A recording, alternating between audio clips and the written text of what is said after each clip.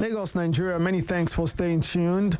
It's time now for the Discourse. Let's have conversations this lovely morning on a particular subject matter. That's what the Discourse is about. We'll focus on a particular subject matter this beautiful day. One that has, the broad impact on the Nigerian society, and that's what we're looking at this beautiful morning. Welcome again to the Discourse. This is a Life Morning Show. Kingsley Bassi is my name.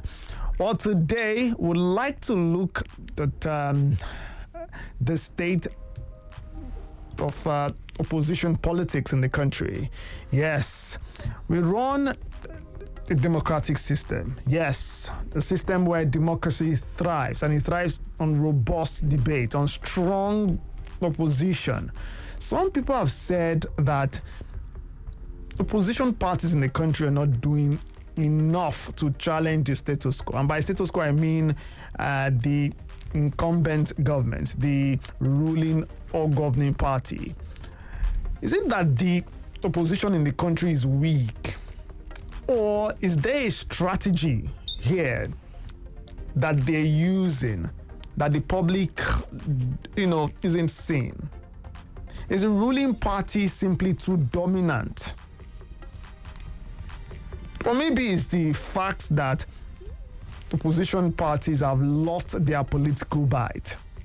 There have been conversations upon conversations about the viability opposition parties in the country, and so that's why we'll have this conversation this lovely morning.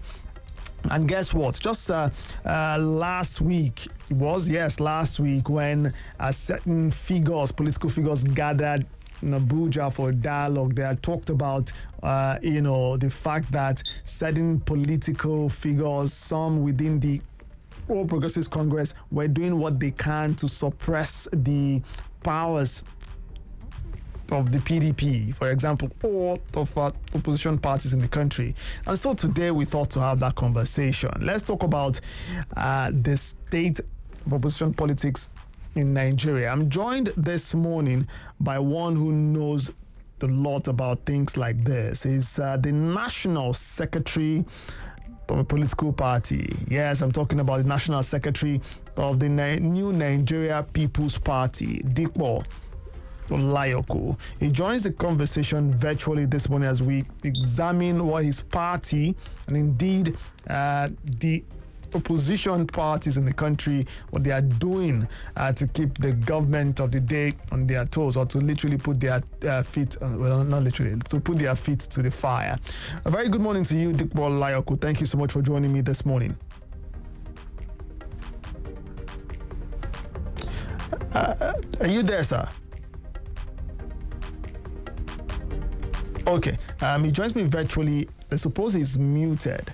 I like to believe, and that's why I can hear him. But no, he's not muted from here. Hello, can you hear me, sir? Good morning, yes. Leslie. How are you? Fantastic. I'm very well. Thank you so much for joining me. Good morning to your listeners. Yeah, appreciate that. Okay, so let's get straight into the conversation, shall we?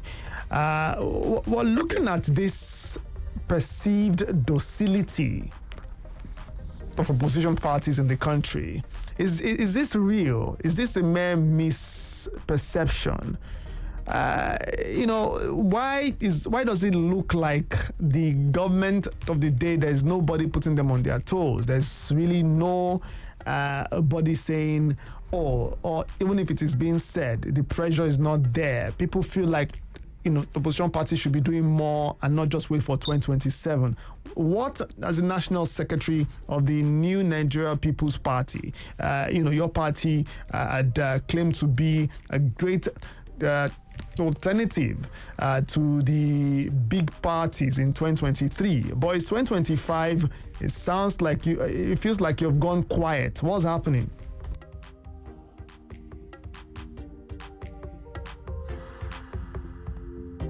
Hello, Discourse, are you there? Oh dear. I can't seem to hear you though. Hello, sir.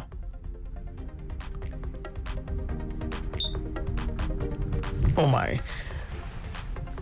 Hello? Okay, so we'll try to reconnect with him in just a moment so that we can have this conversation smoothly. And Lagos, you can be part of the conversation, you know that. 0909 555 1039. Number you can call to reach the studio, that's 0909 555 1039. That's the number you can call to reach the studio. And 0703 2277 another number you can call. Yes, thank you very much for reconnecting. Good morning again to you. Good morning. How are you, my brother? I'm very well, thank you. Yes. Can you hear me now? Yeah, hi. It's clearer now. I was wondering what was happening before. Yes, but it's way clearer now. Yes. Did you get my question? Yes, I did. Fantastic. Yes. Can I go on? Please. Yes. Thank you very much. And like I said earlier, it is not that the opposition is quiet. At least I can say that of opposition leaders. And to be specific, NNPP itself has not been quiet. But unfortunately, we have a government or a party in government that doesn't believe that there should be multiplicity of political ideas. What do you mean by that? Are they stopping anyone from speaking? Yeah. I'm going to elaborate on that. All and right. Unfortunately, when they were in the opposition, their voice was very loud in criticizing the government in power then. And interestingly, they failed to realize that opposition is an important ingredient of a democracy that wants to grow. Yeah. Because when you don't entertain the voice of opposition, the tendency is there that you are not prepared to develop or grow our democracy. Like I said, when this government came into power, immediately they set their eyes on 2027 election, which is normal in politics. But probably they realized their weakness, that they will not be able to deliver the dividend of democracy to the people of Nigeria, because we witnessed it in the past 8 years of General Muhammadu Buhari. Probably they realized that they were handicapped. So the first thing they did was to go after the opposition. And I will give you an example of what happened in Kano, where we are governed, where our party is in power. They have made it practically impossible for the government of Kano to work. And I'll give you a practical example. When the governor of Kano was campaigning, because he realized one fact in the Kano Emirate, he made it a campaign issue. That, okay, you people of Kano, don't worry. What happened in Kano during the time of Governor Kantuje, when the Kano Emirate was broken into pieces, that he was going to redress it. So in line with his campaign promise, when Governor Abba Yusuf got into power, they put machineries in motion to correct that breaking of the Kano Emirate into pieces. And the Kano House of Assembly took a second look at the law which broke Kano Emirate to pieces. And in line with the Constitution, they came up with a new edict which put the Kano Emirate together under the control of Emir Sanusi. And the governor assigned the bill into law. And all of a sudden, the removed Emir came back into Kano with large retinue of military and police escort. And as we speak, despite the fact that there's a ruling that said the Kano House of Assembly has the right to come up with any law, that man is still occupying the guest house of the Emir under the protection of soldiers and police. And you ask yourself, who has the right to deploy military and police to go and protect somebody? Definitely it is not the governor. It got so bad that we had a program about 2 months ago that the deputy governor of Kano opened up to us as members of NWC that what they are facing as aggression from the federal government is better imagined than witnessed. So when you have a government that is not bothered about delivering a dividend of democracy to Nigerians, look at what Nigerians are passing through today. high cost of living, look at fuel, look at the rate of dollars, because the government is not interested in governing the people. Rather, what they want to do is to silence opposition. If you look into the state of political parties, you will see the hand of the government in the crisis within political parties, except we want to deceive ourselves. Now they have even gone another step further. The women, they see you as somebody who has a voice, they send EFCC after you. There are cases and instances that you can see. So it will be like the deputy governor of Kano said on that day. He said it is now, you belong to any opposition political party. You are an endangered species. And it wasn't like this when they were in the opposition. They were everywhere criticizing, even abusing the then President Jonathan. Nobody went after them. So, the people at the receiving end are Nigerians. Because when the voice opposition are silenced, the tendency is that government will not be put on its toes. That's why they are even doing themselves a lot of harm. And that is why every day you see people from the National Assembly, from the states, saying that they have defected to APC. Because people, I only pity people that are criticizing them. I mean, the people that are defecting. They don't know what these people are facing. Threats.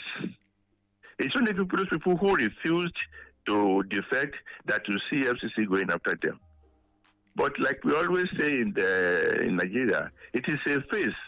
It will blow away very soon. No way, no matter what. 2027 is here. Nigerians will now have the opportunity of determining their fate.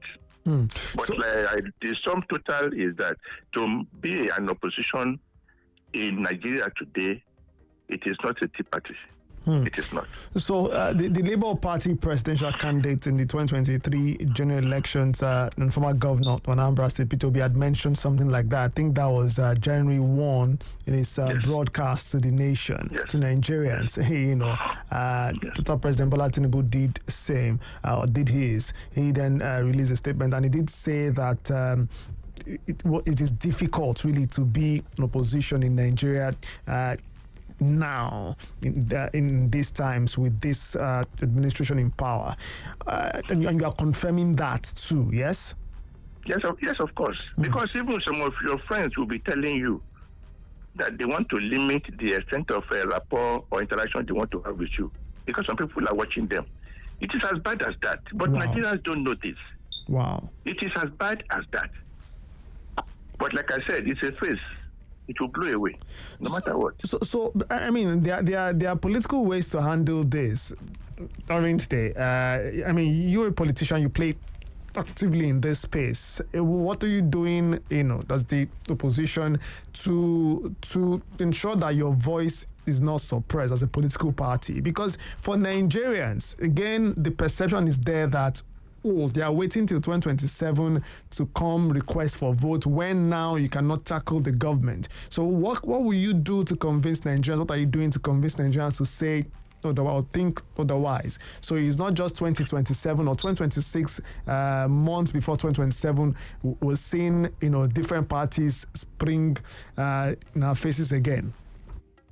No, thank you very much. We have the publicity wing of the party, headed by the National Public Secretary, Barrister Ladipo Johnson. Barrister Ladipo Johnson is everywhere. He's issuing press releases every time. And don't forget that with the issue of the tax reform bills, it was the national leader of the NNPP, Dr. Rabiu Musa Kwankwaso, that started the debate when he was invited to one university, the matriculation, and he said that Nigerians should go and take a second look at the tax reforms bills. That was when Nigerians became aware that perhaps something was wrong with the tax reform bill. And all of a sudden, it formed the the basis of national discourse.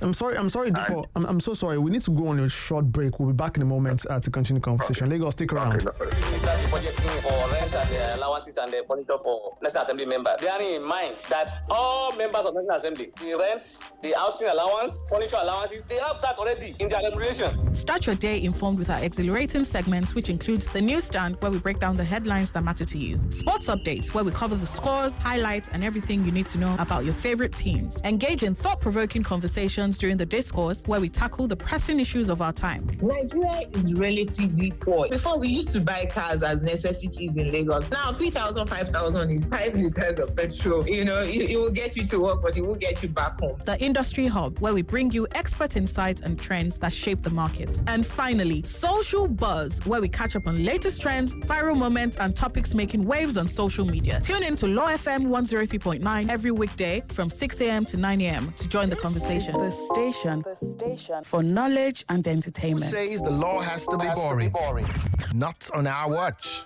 From hot legal gist to a fire playlist, we are serving you a blend of knowledge and entertainment. Tune in to Legal Lounge every Saturday from 6 p.m. to 8 p.m. on Law FM 103.9. Legal Lounge, where the law meets the beat. Only on Law FM 103.9. This is Nigeria's number one law radio station. 103.9. In Africa, actually, Nigeria. The Discourse. Thought-provoking takes on current events and critical issues shaping our world. Insightful discussions, expert opinions, and diverse perspectives. Keeping you informed and engaged. This is The Discourse. Thanks for staying tuned to The Discourse on the Law FM Morning Show. A very good morning to you again. If you've been here, we appreciate that. If you're just tuning in, well, welcome to the conversation here on The Discourse. We discuss several subject matters from politics, governance, the economy, you can say health, just about anything of national importance. And today we're looking at the state of opposition politics, in Nigeria, or if you like, the state of opposition parties in Nigeria. There's a perception amongst Nigerians these days that, the opposition parties in the country are just weak and docile, and there's this docility around, and that the governing, at least at the center, the governing All Progressives Congress is having a field day, and that they will do so for 4 years. Lagos, you can be part of the conversation by dialing 0909 555 1039, or you call 0703 2277 338 to be part of the show. You can use the hashtag The Law FM Morning Show and join me via socials. Hashtag The Law FM Morning Show and tweet at Law FM _radio. Love to hear from you. I'm joined this morning by the National Secretary of the New Nigeria People's Party, Dikpo Olayoko. If you remember the New Nigeria People's Party, I'm not sure you forgot, right? Yes, it was under this party that His Excellency Dr. Robiu Kwankwanso did contest as president or for the presidency in 2023. Let's take a few calls before we get back to the conversation. Hello there. Good morning to you. Good morning. Yes. Hi, good morning to you. Real quick, your name, where you're calling from, and join the conversation. I'm calling from Shomoni. You're welcome. And I think that this is not totally different from what we discussed yesterday. When I say that the power that be, they are more afraid of a strong opposition and poor performance. That's why they would rather perform poorly than to allow strong opposition. Because they know they can still win election, even if they didn't perform very well or with weak opposition. Because if they have strong opposition, they say that they might not win the next election, because the next election is always on their mind. So it is very, very difficult to be an opposition in Nigeria, because they're going to make life difficult. I think this is just a collaboration of what I said here. Thank you. But that, regardless, opposition still have to do more, because they are not just doing it for their party, but they are doing it for the All right. For our dear country. Thank you very much for your contribution. Appreciate that. Well, Dipo Tolayoku, my guest this morning, joins me virtually. Let's continue conversations. Return to him again for his thought some more. Again, Dipo Tolayoku is the National Secretary of the New Nigeria People's Party. Dipo, you were just talking about the fact that it was his Excellency Dr. Robi Kwankwaso who drew the attention of the nation to the provisions of the tax reform bills. Yes. Like I said, it was at a function at the... Hello? Yes, I'm with you. It was at the matriculation program of a university where he said Nigerians should go and take a second look at the tax reform bills. And before you realize it, it's like that one was what opened the eyes of Nigerians. After that, the governors forum of all the 36 states, they met and they said, no, the president should withdraw that bill for further consultations. After that, the National Economic Council, comprising the vice president and all the 36 states governors, also came up and said, no, the president should withdraw that bill. Before you know it, it became the subject of national discourse. So what I want to say in essence is that opposition has not been quiet. But you see, the system of government we practice, which is the presidential system of government, is quite different from the parliamentary, where the opposition can form something like a shadow government. But in the case of presidential system of government, once the president is, when the result of the election is announced and somebody has been declared winner and has been sworn in, you have the power flowing from one authority, which is the president. So the best the opposition can do is what people like Peter Obi, the president candidate of Labour Party, the Senator Rabi Musa Kwankwaso, the president candidate of NNPP, and of late what Atiku Abubakar has started doing, which is to just when the government comes up with a policy, it is the duty of the opposition to study it and look at the lacuna in it, which what they are doing, even with what the government is doing to silence the opposition. You see, what the government has been able to perfect is creating division within the opposition parties. And it takes a lot to do that. And that is why the government is not concentrating on the administering the country. And that is why you see all these problems cropping up. Because the time that the government is using in creating confusion in political parties, if they have devoted it to administration, Nigerians will not be passing through what we are passing through today. How's the government creating confusion in opposition political parties? It's just by just getting one or two people that are not disgruntled, fund them to create so that they will decide the attention of the political parties. Is that happening in your party? Oh, to a great extent. It is happening. If that's happening in your party, then why can't you expel such persons if you have proof, if you can substantiate the claim that that's being done? No. They will create the problem so that you guys will have something to be battling with internally. It's happening in PDP. See, just ordinary the position of National Secretary. See what it has turned into. I'm the one, you are not the one. See what is happening in Labour. But how's that necessarily the problem, or something orchestrated by the governing party? If the PDP, for example, cannot put their house in order and say that this is our national secretary, no one is dragging yours. For example, you're the national secretary of the New Nigeria People's Party. No one is dragging with you. We have some guys that are also parading themselves as the authentic National Working Committee. In your party, too? But it's only the national. It's only the INEC that can tell you that this is the authentic. But in the interim, meanwhile, they will continue to throw stones into the building. That's why I said, except you know what is happening within the opposition. That is when I remember we were discussing with the chairman of a political party. Yes. Just about some few days to Christmas. Yeah. And then he said that he was on a television program. Yeah. To criticize the government and to tell the government that it has failed Nigerians.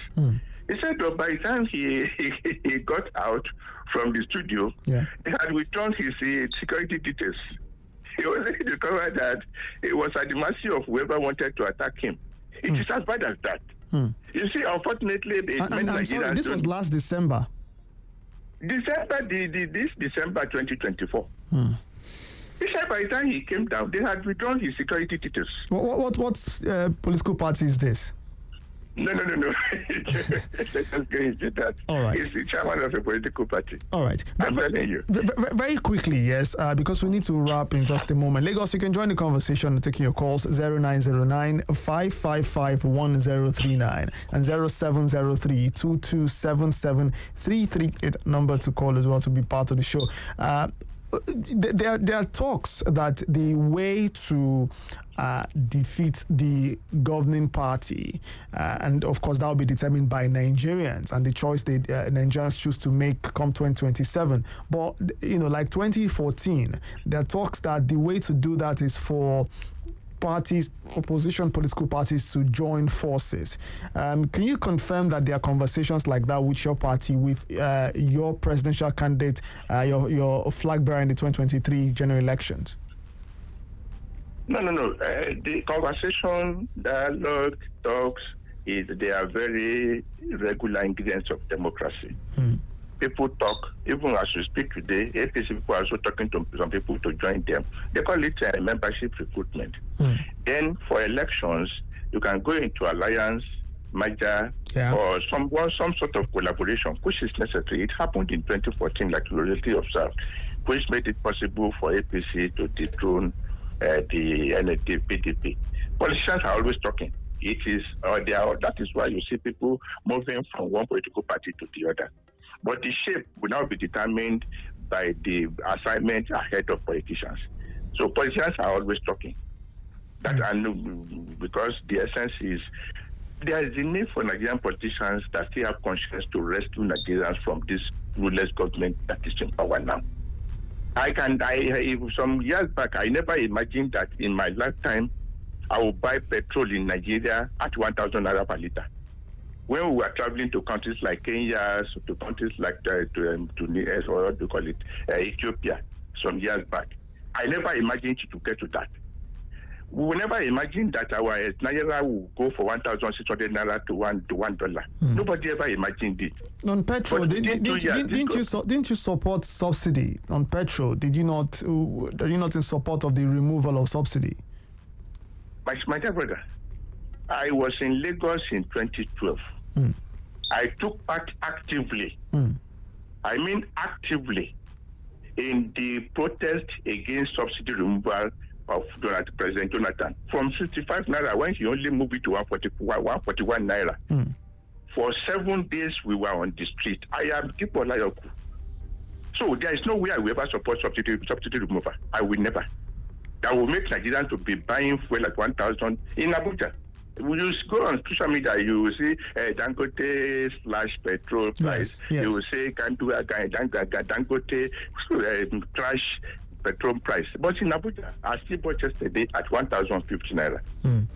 Why would I support it? Even at 197 before this government came into power, Nigerians were groaning.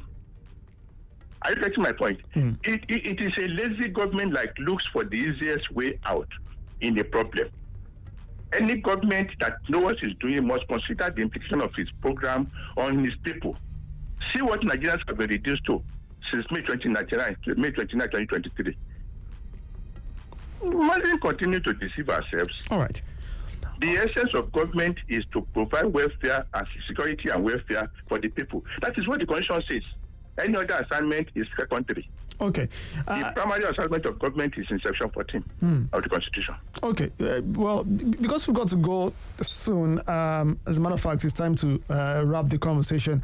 Just towards, you've said that politicians with conscience in the country would have to rally, or rather would have to, rise to rescue Nigeria. Is that something your party is actively preoccupied with as we speak, because 2027 is around the corner? That should be the essence of a conscientious politician, the plight of the people.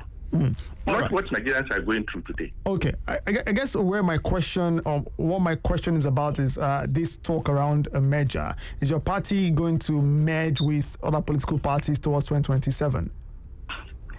We are not discussing that now. But like I said, politicians are discussing cooperation. What is very, very necessary is how do we rescue Nigerians? All right. Because the APC has shown that they have no solution to the problem of Nigeria. Look at it from General Muhammadu Buhari to now. This is the 10th year of APC in government. 10 years is enough to show your color. But if you are taking Nigeria from 197 naira per liter to 1,050 naira per liter, they don't have any clue to the solution of this problem. It's as simple as APC. Dikpo Olayoko, National Secretary of the New Nigeria People's Party. Appreciate you joining the conversation this morning on the Discourse. Thank you very much. Have a fantastic Tuesday morning. Thanks. My regards to everybody. Yeah. Thanks for your time again. All right, Lagos, Nigeria. That is the Discourse this lovely morning, and that was Dikpo Olayoko, National Secretary, New Nigeria People's Party. As we continue to talk about governance in Nigeria and the system of democracy that we run, and while we put the governing party on their toes, we need to put opposition parties on their toes as well. And guess why that is important? I've held this thought for the longest, and I've projected this as well, that in the grand scheme of things, if the opposition is weak, then the governing party have their way. Things would go just the way they want that, whether it is beneficial to the majority of Nigerians or at least all Nigerians or not. They definitely would have their way. If opposition continues to just release statements and do nothing or do nothing more than just say something, maybe via social media, maybe via releases, but put government really at their toes. But yes, Lagos, that's the conversation. Let's continue this conversation via socials. Use the hashtag @LFM Morning Show and join the conversation via socials by tweeting to me @LFM_radio. That's @LFM_radio with the hashtag @LFM Morning Show.